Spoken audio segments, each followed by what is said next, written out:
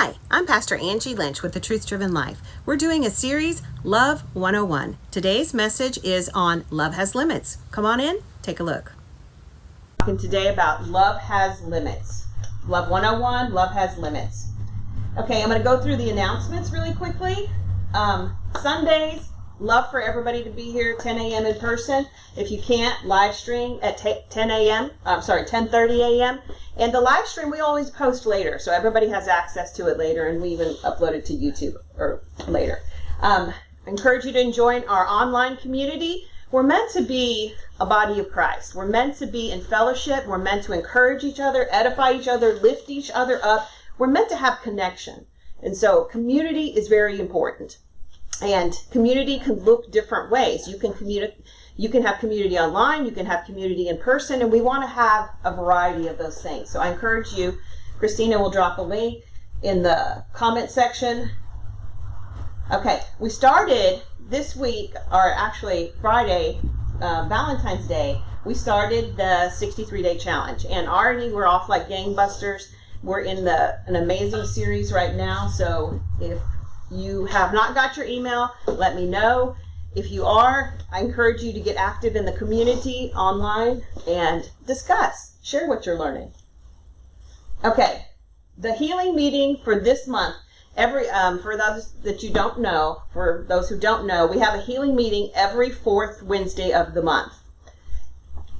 It's going to be 7 to 9, and I already know the topic of this one. I put down a now word for a now season. What that means is I haven't decided what, because I always try to listen to the Holy Spirit and like, Holy Spirit, what do you want to teach? And as I was working on this teaching for today, this is a two-part thing.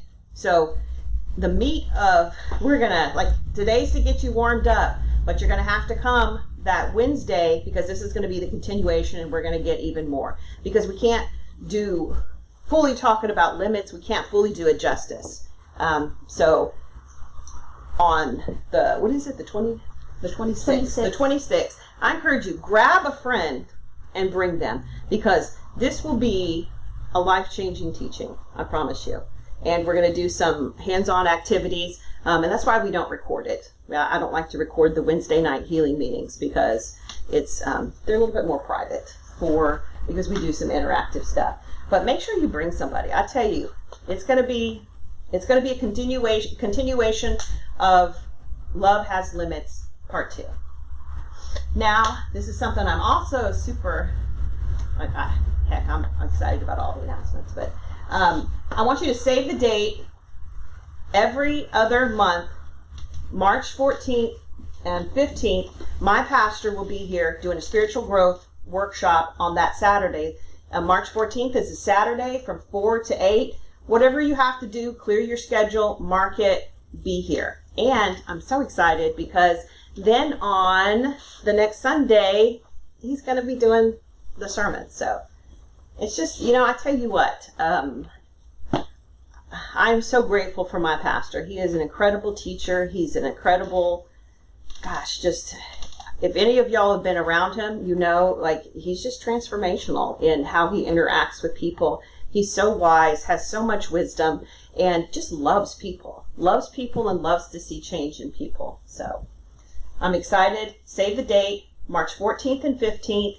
Make sure you're here.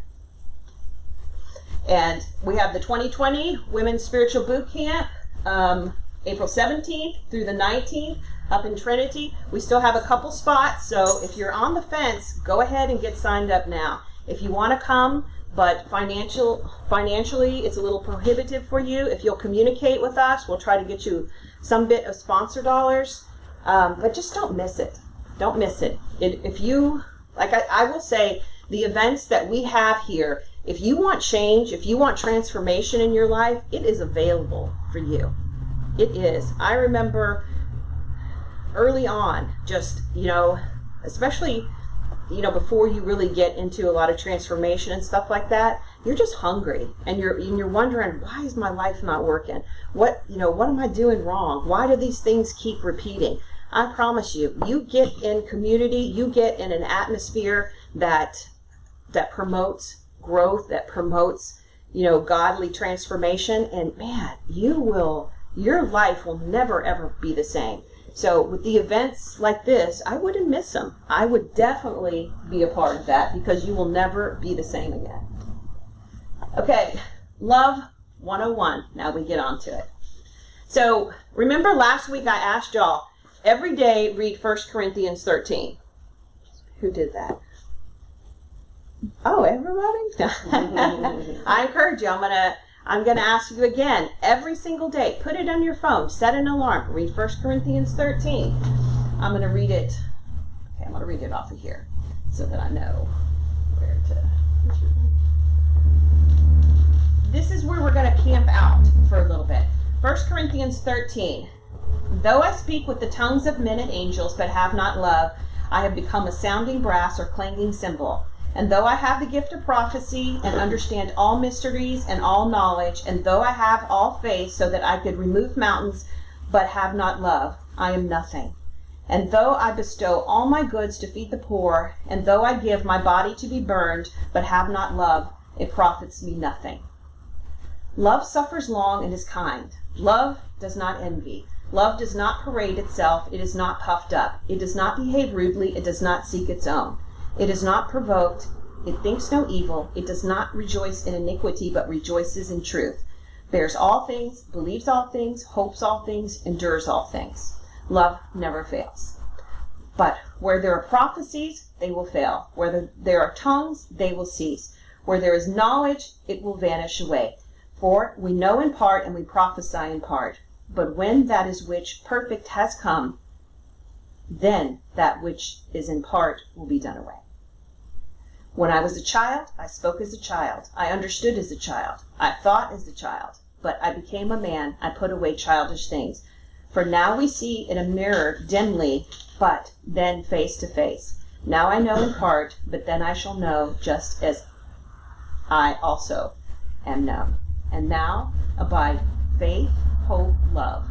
These three, but the greatest of these is love.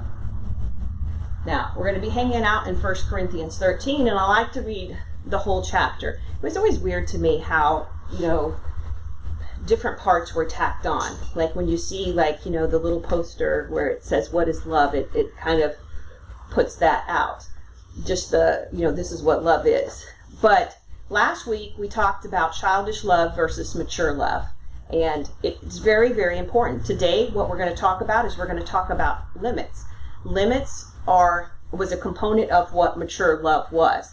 And it is absolutely important that you understand limits if you're going to be a good lover. So let's take a look at this. What we're going to kind of dial in on is, though I speak with tongues of men and angels, but have not love, I have become a sounding brass or clanging cymbal. And though I have the gift of prophecy and understand all mysteries and all knowledge, and though I have all faith so that I can move mountains, but have not love, I am nothing. And though I bestow all my goods to feed the poor, and though I give my body to be burned, that's serious, but have not love, it profits me nothing. Cuts them out. But the greatest of these is love. The reason why I'm pointing out that is God is really serious about this love thing. There's a lot of important things. You can give your body to be burned, but if you have love, sucks to be you.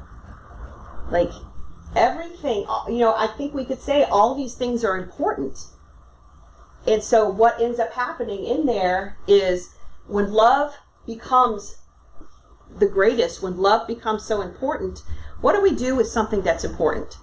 If I go to a museum and there's a masterpiece, can I walk up and touch it? Nope. When you left your house today, did you lock your door? Why?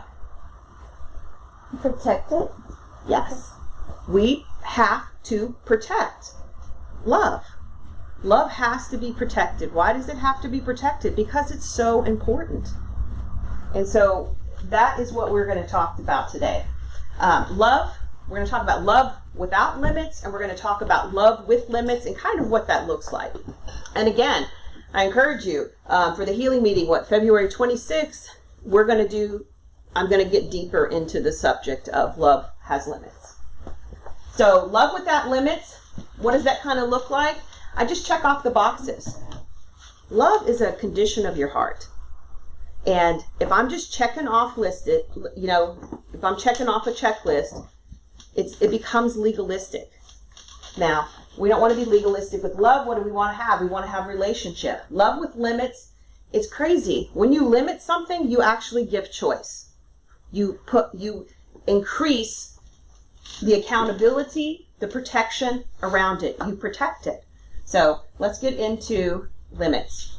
Okay, what are limits? In case you haven't figured out limits, we're going to be talking about boundaries. Everybody's favorite subject. Not.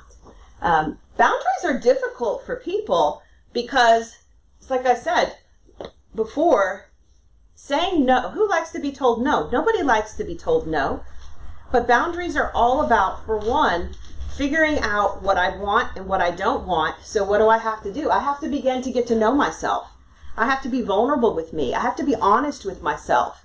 Is this okay for me or is this not okay for me? Do I want this in my life? Do I not want this in my life?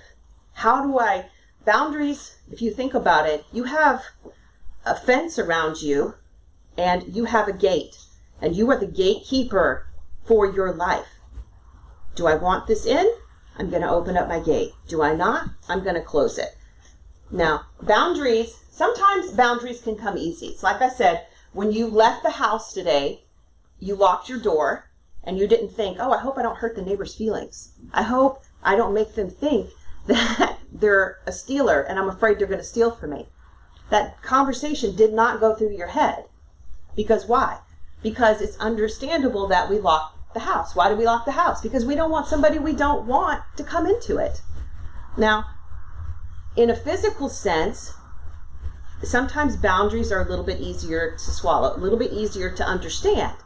But the more abstract, the boundaries that we can't really see around our spiritual life, around our emotional life, around who we are, how do we take care of ourselves, those become a little bit more confusing. But they are not any less important. If anything, they're more important. You are more valuable than your home. And I want you to think about boundaries like, boundaries are nothing more than you're letting everybody else know what's okay and what's not okay. And everybody in here gets to do that for their life. I don't get to pick your boundaries. You don't get to pick my boundaries. But if I am able to understand love has limits, then I actually am free to love people even more. And people are more free to love me because we have an understanding. So I'm going to go through a few quick things about this. We protect what we love. Limits equal boundaries. Limits are essential to protect relationships. Limits aren't to exclude. They are to protect. A lot of times I hear this when we talk about, somebody says, well, I don't want something, then why don't you say no? Well, I don't want to hurt their feelings. You aren't responsible for their feelings. If I have an understanding of boundaries, if I could draw a circle around me here, this is the sphere in which I am responsible. If I had somebody come up and stand beside me, they have a sphere. They are responsible for their sphere. Now, sometimes our spheres interact, and then it becomes mutual boundaries. But I don't have a right to tell somebody else what to do, and they don't have a right to tell me what to do. But in my circle, in my world, I am the gatekeeper. It is my responsibility to ask for what I need. But like I said, there's that trick. If I'm going to ask for what I need to know myself. But if I've spent too much time focused externally, kind of what we talked about last week, if I've spent too much time focused on everybody else, and I'm figuring out what everybody else wants and what they don't want, I'm not even thinking about what I need or I don't need. And I tell you what, in relationships, that's not sustainable. So I want you to kind of think about that. Limits aren't to exclude people. It is to make your world a better world. And I have to take ownership for what I want. If I have somewhere to go tomorrow, do I want to go? Do I not want to go? I want to go, so I go. If I don't want to go, guess what? I can say to myself, I don't want to go, and then I begin to weigh in other factors. But I always need to be real clear on what I want and what I don't want. It doesn't mean that necessarily makes the final choice, because I can bring other factors into it. But the key thing with boundaries is if I deny what I want and what my needs are, then I'm going to be pushing down stuff and I'm going to get resentful and bitter. And we'll go into that a little bit later. Limits help you love purer. We don't understand limits. We don't. And that's one of the hugest things. And we're going to go not understanding limits and being able to set limits is what we're specifically going to go into on that Wednesday, the healing meeting. Love does not equal access or value. So many times we have I can't, especially, gosh, in ministry, but hear me, I can talk about it in context of ministry, but it applies to every single one of your lives. If you're a business owner, everybody wants a piece of something. Everybody wants something. You go out to the grocery store, everybody wants something. You watch advertisements on TV, everybody wants something. Hear me, there is nothing wrong with people wanting something. But if you notice, a lot of times we don't understand this, so we complain and we gripe and we get mad at people. So-and-so wants this and everybody wants something from me. What I don't look at it like that. I look at it like if you're overwhelmed, you have a boundary problem. If you're overwhelmed, you can't say no. Like, spoiler alert, if you say yes to something, you're saying no to something anyway. Like, that's how that works. You can't do all things. So, if you have a mindset that somebody saying no to me is rejection, right out of the gate, you're going to have a problem with boundaries, and you're not going to want to respect people's boundaries, and you're not going to want people to set boundaries with you, and you're not going to be able to set boundaries with other people because of what you're fearful it's going to do. And that begins to cause problems. Also, love and setting limits doesn't equal your value. If you don't want to do something, does it mean you don't care about that person or that you think that they're not valuable? No. In my circle, if I will take ownership, stewardship of my circle, then I can be accountable. I can be accountable for saying, I don't want to do that, or I do want to do that, or I don't really want to do that, but I'm going to choose to do that. I'm going to own that and take responsibility for that. Because that's when relationships can work. Because if I don't understand limits, then I'm living relationships and love without limits, and I'm going to get mowed over and I'm going to get run over. Even if you think about it, everything has boundaries. Like, even your house has walls. There are some houses, if you watch TV, there are some houses that don't have walls. I was watching this one show and somebody was going to visit and they showed them to their room and it's like, oh, it's open to the air, okay. And not in the sexy, like, amazing, like, the doors open to the outside way. This was like, you're sleeping outside. But maybe there's a sheet or something. But in that, like, everything has boundaries. We are meant to live with limits. We are not meant to live without limits. Think about it this way. If your house, right? Say your neighbor comes over and builds a pool in your yard. Thank you, neighbor, for the pool that you just built me, right? Because you built it on my property. Why do property disputes happen? It's a funny story. When we were doing something and we found out that the fence, our neighbor's fence, is actually 6 inches on our property. And I thought, thank goodness we don't have an issue with it. Or, like, because some people, like, that would be, you get your fence off mine. Like, that would be crazy, right? It's just 6 inches. Whenever we rebuild the fence, we can fix it because, we go to sell the house in the future. That would be an important thing to do. But understanding boundaries is important. It is in everything. If you own a business, do you let somebody just come in and do whatever? No. Because why? Because you have systems, you have protocol. Everything needs structure. Because that's what we're talking about. How do I know how to interact with something? How do I know not to just wander in my neighbor's house? Because hopefully we're socially aware. But if there's a locked door, what does that mean? Somebody doesn't want you in there. But emotionally, how do we begin to understand these cues? And how do we begin to understand to set these cues for ourselves? One of the biggest things I'm going to focus on today is basically boils down to love doesn't equal access or value. Can you love somebody and not have them come live with you? Yes. But we have it in our mind, and we get it very, very confused that we have to do everything for everybody that everybody wants. No, that's not how the world works. That sets relationships up for doom. It really, really does.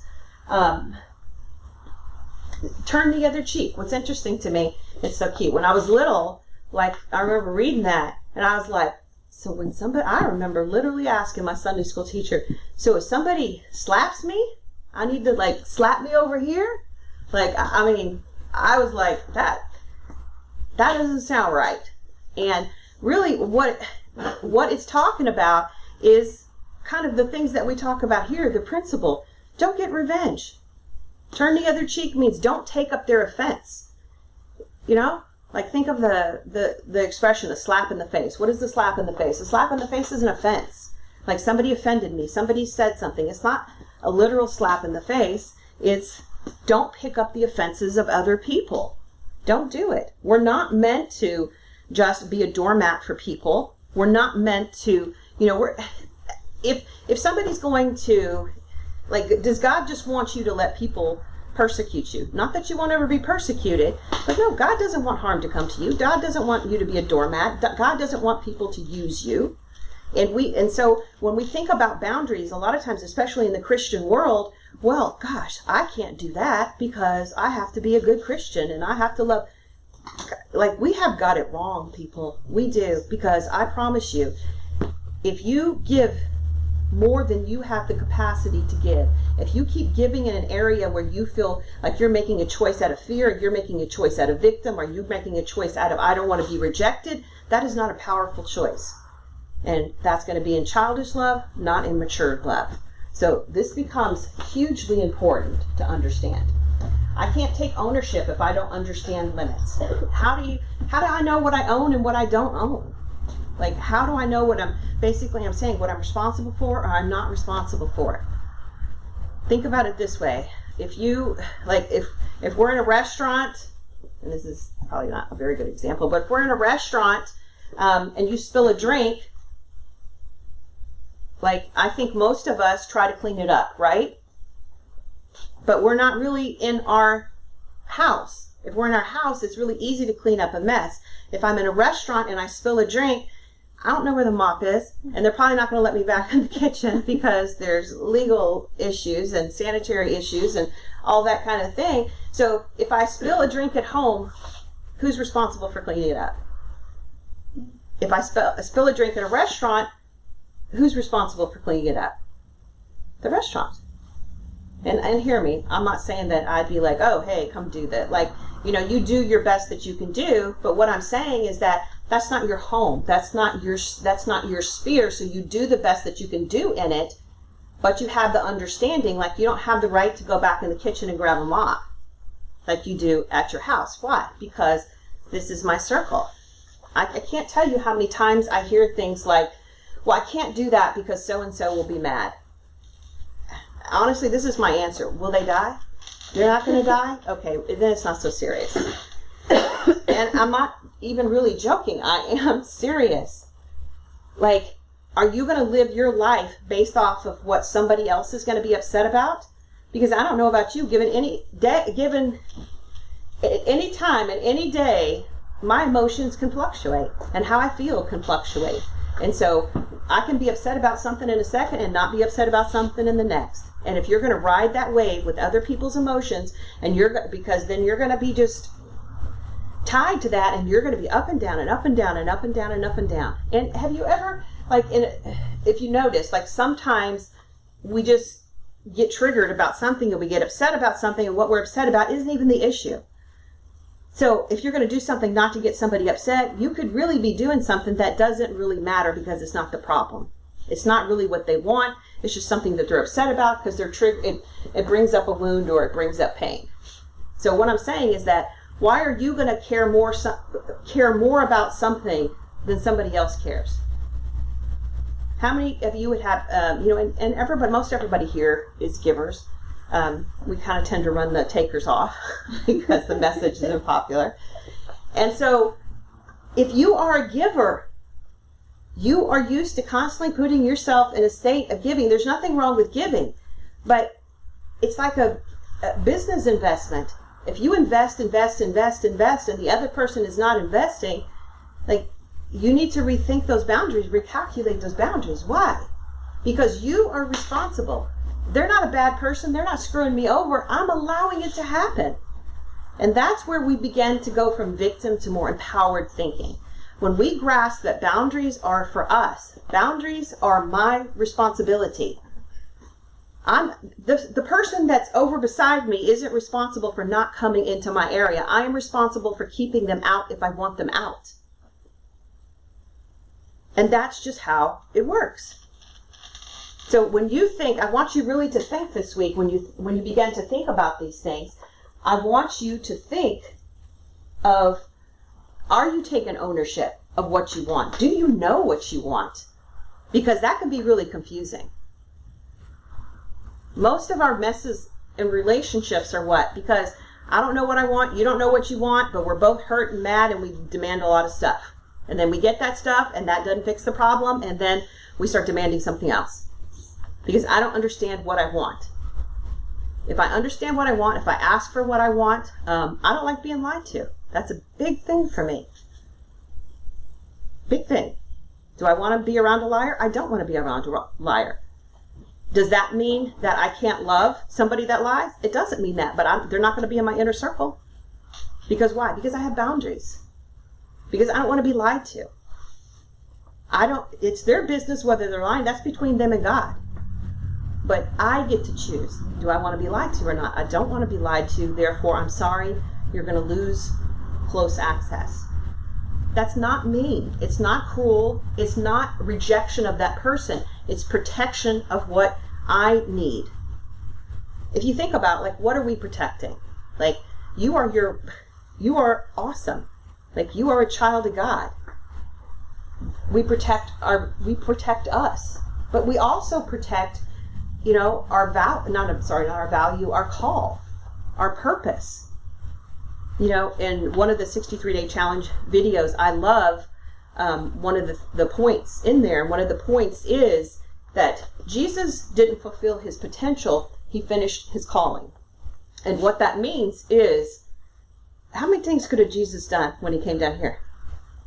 Jesus could do everything, all things. But he didn't do all things. He stayed on track. He stayed on purpose. And you know how he did that? He did it through boundaries. He did it through limits. Because just because you can doesn't mean you should. We all have to understand that limits keep us on track. Limits keep us safe. Limits and let us have very, very loving, productive relationships. And we're going to talk a little bit more about those limits. So understand too that limits need to be reassessed as situation shifts. Like boundaries and limits, they're not like, say if a new person comes into my life, they're going to be on the outer. But it doesn't mean that they can't get a promotion and come closer, right? It doesn't. Because what? Because as situations change, we can reassess. And it's so important to understand that. Like a boundary, a boundary needs to be firm. A boundary, if it's not firm, then it's just a suggestion. And a suggestion is not the same thing as this is the line in the sand. This is what will happen. Because all you're doing then is encouraging people to victimize you. So if you set a boundary, it needs to be steady. But also understand that situations in life can be fluid. And it can be unfolding. And it can be changing. And when situations change, sometimes we need to reassess. You can have somebody in your life that's safe. And then through the unfolding of circumstances, they become unsafe. Do they need to be moved to an outer? Yes. It is not against the person.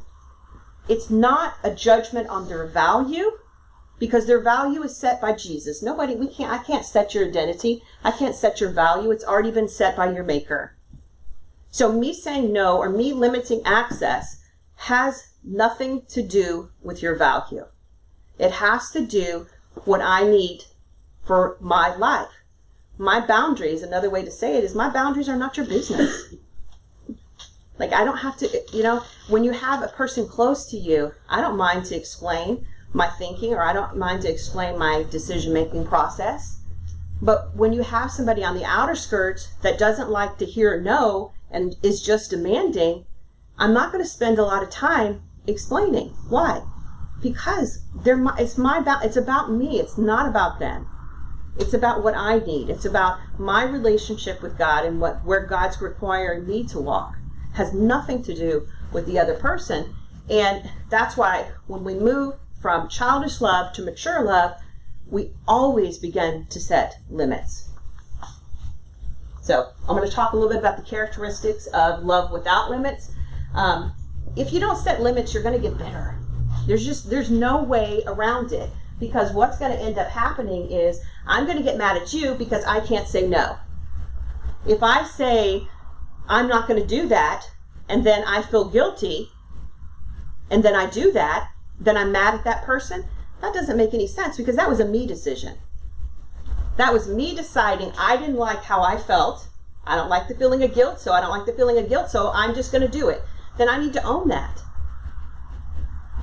Because we're not Mother Teresa. A lot of times we're like, well, I didn't want to hurt their feelings. I didn't want to make them feel bad. That's not why you do it. You do it because you don't like how you feel when you say no. But guess what? You can get a revelation about what limits are and how it improves your relationships, how it improves your relationship with yourself, and you get a complete paradigm shift on it. Saying no is a good thing, because when and we'll go into more of that later too, if you say yes to something you want to say no to, you're pushing down something, and it will begin to make you bitter, and it'll make you mad, and it'll make you mad at the person. It's not that other person's fault. It is not somebody else's job to reinforce my boundaries. Now, it's fabulous when somebody respects my boundaries, and I appreciate that, and I love that, but it is not another person's job.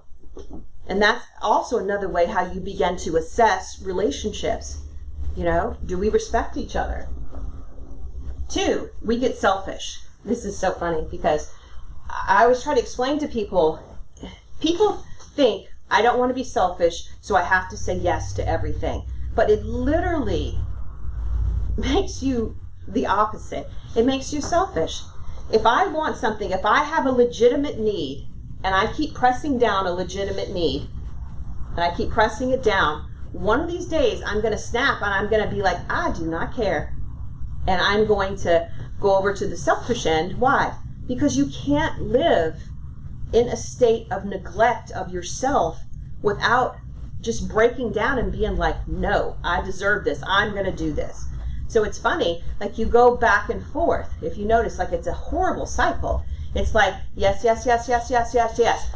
No. Like, you're not even saying no in love. You become territorial. You become like, no, you're pushing everybody out. Boundaries aren't meant to separate you from the world. They're meant to make your world better. But if you keep saying yes, yes, yes to everything without discretion, without limits, you're going to get to the point where all of a sudden it's going to be all about you. And you're going to look crazy. And then, you know what? Then you're going to say, oh my gosh, I am selfish. And you're going to use that to beat yourself up. Then you're going to go back over here and you're going to be like, I can't be selfish. I got to say yes, yes, yes, yes, yes, yes, yes. Like, it doesn't work. It's a vicious cycle where you will be yes, yes, yes, yes, yes. Then you will become incredibly selfish. But it makes sense why you would, because you're not taking care of a legitimate need. If I starved you for a month and I put a buffet of food up here and I said, no one can touch this, or, it'll be stealing, we would have a lot of thieves that day. Why? Because you're have a legitimate need that has not been met, so it overrides things, doesn't it? And I say it's crazy, but when we don't take care of ourselves, that really does happen. Not all cheaters are cheaters, not all liars are liars, not all selfish acts are selfish people. Why? Because if I don't take care of me, I can't be the best version of myself. And that is all about limits. We blame. If I don't see, if we don't have boundaries, then there's no separation. We're like, if you think about it, it's like a three-legged race with the world. Everybody's legs are tied together and everybody's moving together. Why? Because I don't see any separation. There's no separation in my needs from your needs, from your needs. And so we have to be this huge three-legged race where everybody's happy and we're all moving together. That's impossible. And how am I going to be responsible for all these people that I can't, things I can control, things I can't. Things I can't control, why would we put any energy into that? It's not healthy. It's not productive. So you are not an extension of me and I am not an extension of you. And that's why also it works in other ways in that, like, say somebody gets a promotion at work and, there's 6 people mad about it. Why are you mad about it? You are not, if you have the understanding of this concept that I'm a separate person, you can be happy for people. Where does jealousy come from? Jealousy comes from you think somebody else got what is supposed to be yours. That's insane. We serve a God that has abundant resources, right? Jealousy should never be an issue. Why? If someone is not getting a blessing that was supposed to be yours, it doesn't happen that way. And that's also somebody, like, I can't take responsibility or somebody can't take responsibility for me. We are separate. We are a body and we are joined, but we are individuals also. And it's important to understand that. 4, we are reactive. No limits sets up being reactive versus proactive. Again, back to there, if I have no limits, then everything just happens to me. When everything happens to me, I don't feel like I have any power, so what ends up happening? I constantly am just reacting to things. Like, oh my gosh, this is happening. Oh, this is happening. This is happening. And I feel like I'm one of those pinballs in a pinball machine, just bouncing around, going everywhere. No. I can proactively, if I understand that I'm responsible for my sphere, if I understand I'm the gatekeeper for my life, then I can say what I want in and what I don't want in. And then I can be proactive. But if I just leave my gate open and whatever wanders in, I'm going to be, oh, where did you come from? Oh, how did that happen? But no, if I understand that limits are okay, I think differently. 5, we get irresponsible. If I don't define what is my responsibility and what is not, then I become irresponsible. Think about this, like say if you're at your job, why at your work do you have job duties, job responsibilities? Like think about your job and what you do. If you just randomly get up and start doing somebody else's job, wouldn't that be weird? Wouldn't they look at you like, okay?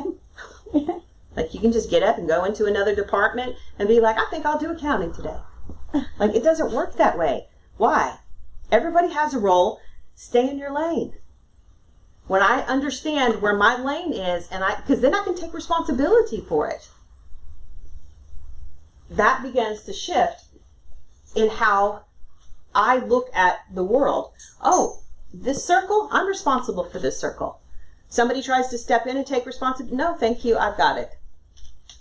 But I'm also not trying to get into somebody else's circle and take responsibility for them either. Because why? Because it's not my responsibility. And when we understand that, then we can, hey, do you need help? Then it becomes easier to help people. But we help people in a way that is uplifting, not like being, out of fear or out of things like that, or out of I have to. So now we're going to talk about characteristics of love with limits. I love this one. Oh, I love all the point, but they're so important. Like I said, I can't convey enough. If you understand how to set limits, then it sets you free to really love people in an incredible way. For one, everyone does not get the same access. You shall have no other gods before me, Exodus 23. Love, I'm going to go through this quick and I'm going to talk about it. Love has levels of access. Love is not access. We confuse love with access. Let me break this down for you. This is where I wanted everybody to have a piece of paper. Why I ask everybody draw on your paper. Draw a little circle. We're going to do concentric circles. So draw a little circle. The only person in that first circle is God. That's you and God. Who comes first in your life? God comes first in your life. Draw a circle beyond that. That's your spouse. If you're married, that's your spouse. If you're not married, it could be a friend, it could be somebody else, it could be... But if you're married, it's God, it's your spouse. Because why? Because it's important that you protect those relationships. Now, draw a third one. We're talking about building your God squad. I'm going to say that's where your God squad is. Because you know what? In your God squad, that includes all those. In your God squad, you have your spouse and you have God. So that's your, what do you want to call it? Inner circle, your God squad there. And then from there out, the access becomes more distant. If we have somebody have, a flat tire down the road, if we feel compelled to help that person, then we should help that person. Because we're not talking about, like, obviously if the Holy Spirit instructs you, if the Lord moves, then you do that, okay? But if not, like, I'm probably not going to be as motivated to help somebody I don't know than, say, if my best friend breaks down, or, my child. My child, I'm probably be like, oh my God, I'll be right there. Why? Because what I'm talking about, because of access. Do I feel responsible for my relationship with my son? Yes. What do you need, son? What do you need? He texted me earlier, I need some protein powder. I got you, boy. Because why? Because where is he? He is in there. I feel responsible in a good way. I care for him. I'm going to care for him. Now, how could I care for everybody in the world like I care for him? I can't. You can't. I cannot. I cannot do that for everybody. And if you get nothing else, if you get this and you understand this, you will be set free. Me, I'm called to love the world. I can love the world when I steward my time, when I steward the access to me, so that I have something to give. If I don't do that, I can't be loving to people. If I'm feeling guilty about not taking care of him, then I can't take care of other people well. And so when we begin to understand, the circles of access are a good thing. If you don't have God first in your life, I promise you everything else is off.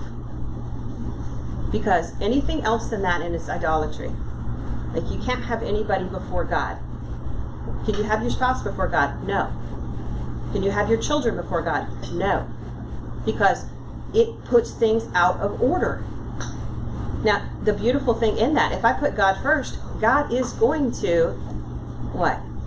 He's going to provide and help me be the best version of myself for all these other relationships. I promise, if you're having relationship problems, your relationship with God, do a check-in and see what's off there. If I'm mad, and I can feel mad at somebody else, but it's usually a me and him problem. So if we will by default go to him first, my gosh, I promise you'll have a lot fewer conversations. And so I want you to get that God here, your spouse, and here's another nugget we'll talk about at a later time. Your children do not come before your spouse. It is out of order. Because why? Because you are teaching your children how to be future wives and future husbands. Your children, hopefully, they're going to go out and they are going to develop their own family, and they're going to thrive in that. One day, I will not be the top woman in my son's life. It'll be somebody else. He's like, whoa. Because why? Because he is meant to leave the home and do what?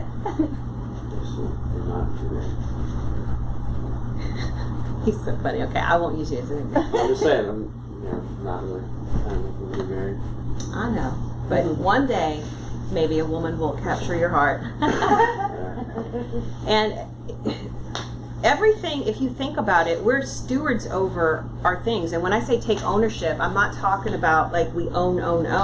I'm talking about that we take accountability for it. Because really, a better way to say it is, if I accept stewardship over the things in my life.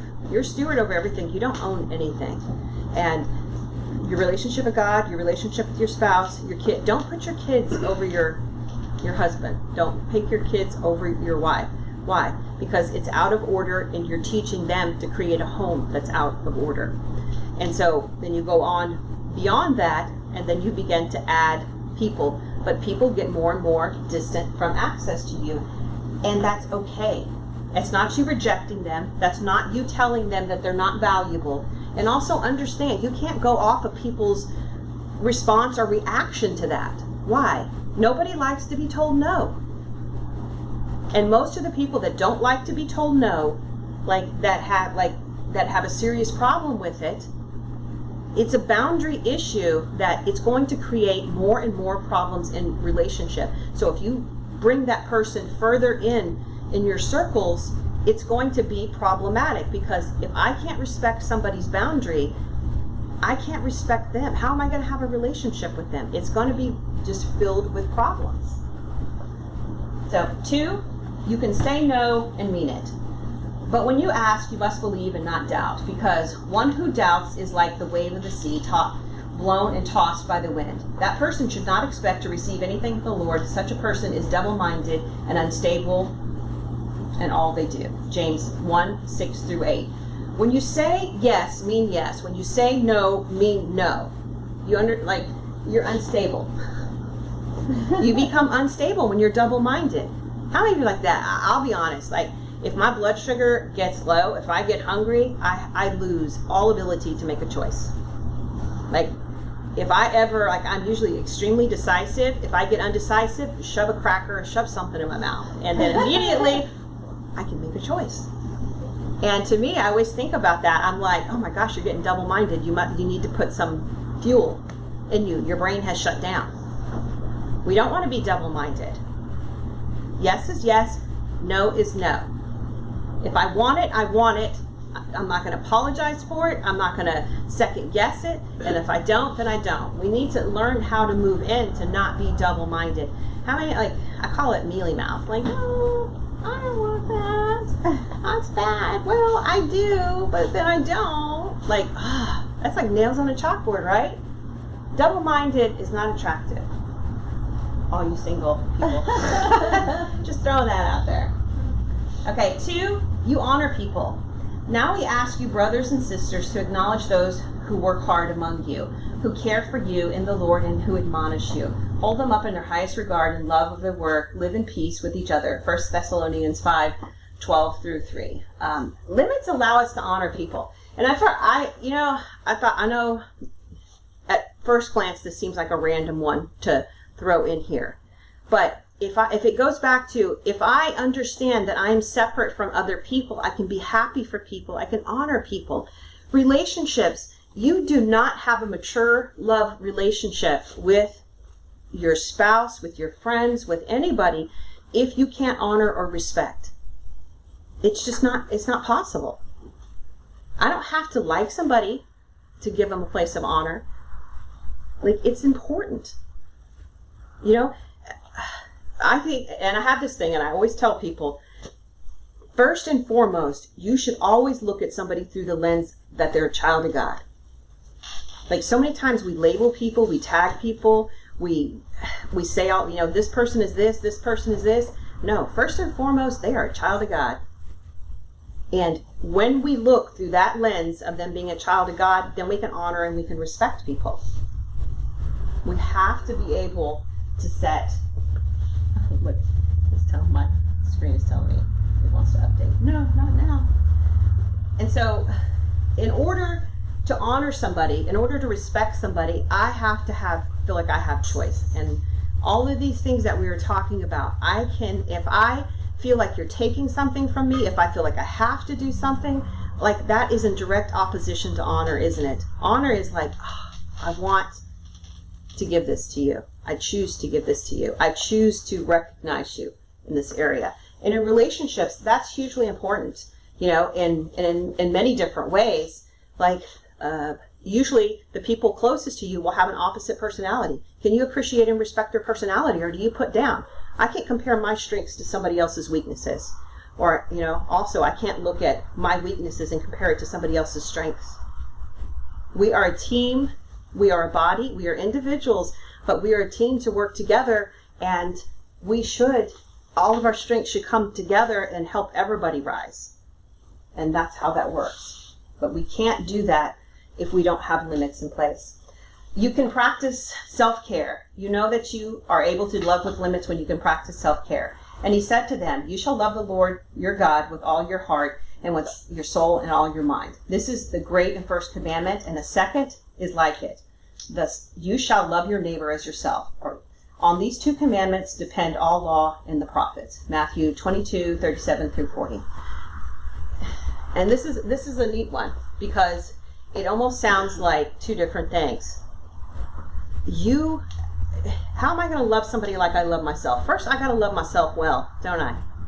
Like, I can't, if I love you like I love me, and I'm critical of myself in my head, I'm not taking care of myself emotionally, spiritually. If I'm talking ugly to myself, I'm going to love you like that.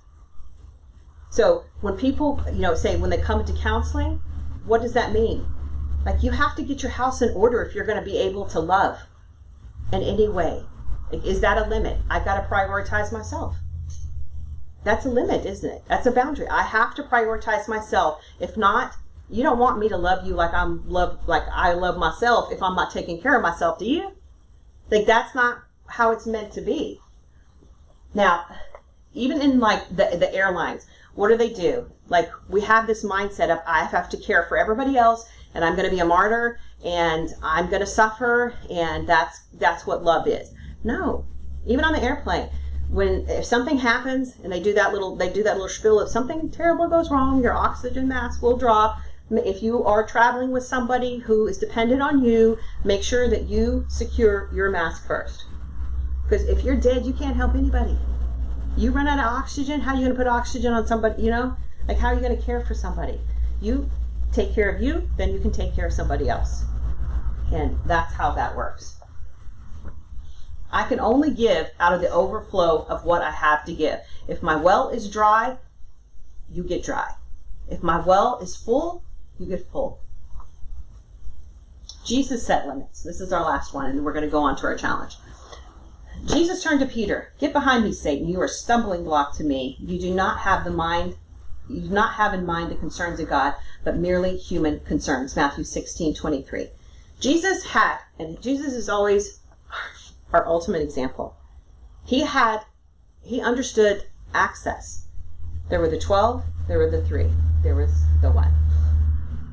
And it's important to understand this.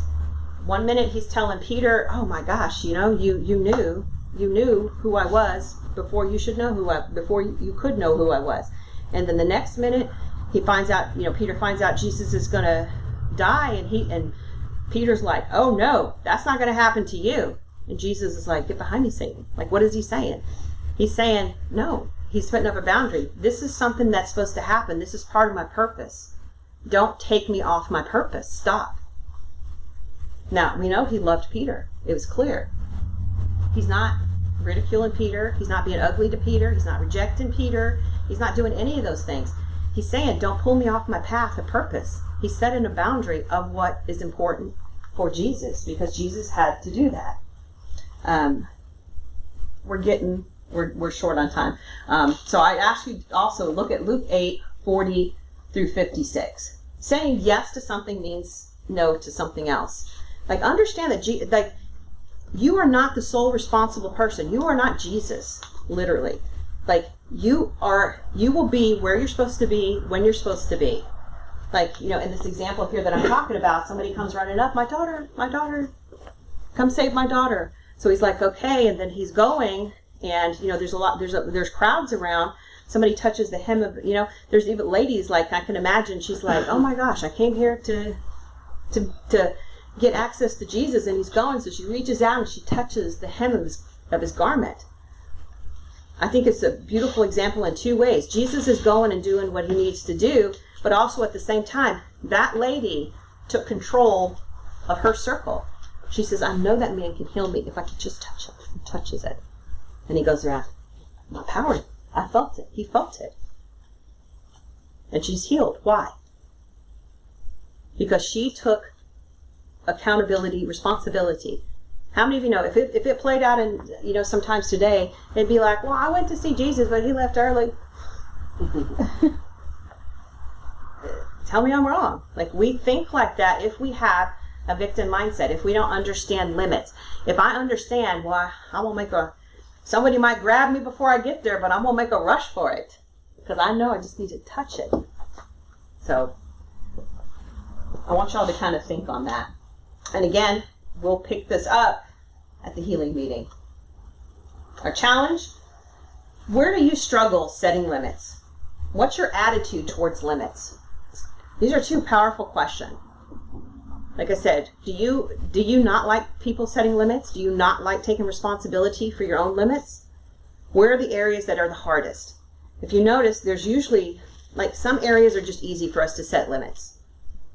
But we struggle with some. Maybe it's with people. Maybe it's with saying no. Maybe it's with saying yes. Sometimes our boundaries, our limits are too strong.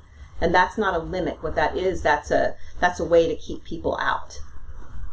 So I want you to think about that and answer these challenge questions. Really just dig in. Because it becomes hugely important if you understand that love does have limits and that you can say no. And it's not rejecting somebody. You're not being unchristian. You're being very like Jesus. If you begin to say no. If you begin to set limits. If you begin to prioritize. If you begin to understand rings of access and where people are in your life. It's not rejection to other people. You're not responsible for the world. They are not responsible for you. So let's pray. Dear Lord, we ask that you just be with us this week, Lord. We ask that you just bring this word back to our remembrance, Lord. We ask that you just give us a revelation to be set free in the area of loving with limits, Lord, that we don't overburden ourselves in areas that you haven't even called us into, Lord, that we're able to fully flow in the way that you love people, that you give us the ability to discern where we're supposed to say yes, where we're supposed to say no. And Lord, give us the healing in our lives that we're not responsible for other people's choices. We're not responsible for other people's lives, Lord, that we don't try to get out of our sphere and into other people's. We ask this in your Son's holy name, Jesus Christ. Amen.